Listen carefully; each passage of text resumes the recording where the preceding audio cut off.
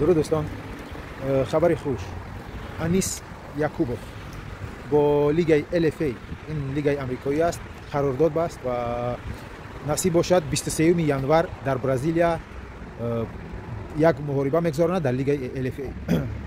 خاطر رسان میکنم که لیگ LFA این یک شاخه لیگ UFC است. اگر انیس یعقوبوف در لیگ LFA قهرمان شود، او درو با لیگ UFC شرطنامه می‌بندد. او را قبول میکنم به لیگ UFC، چون که LFA این لیگ آمریکایی است و در اونجا همون کارگرایی که در UFC هستند اونجا نظارت میکنن کی جنگ میکنه، کی چخلی جنگ میکنه، کدومی که قهرمان شید و جنگاور خوب باشد او با او شرطنامه می‌بندند. و ما خیلی همه میدونیم که انیس یعقوبوف با تخلص اسنایپر خیلی جنگ‌های خوب میکنه، چون که او در لیگ ACA شرطنامه داشت و خیلی جنگ‌های محاربه‌های خوبم نشان میداد.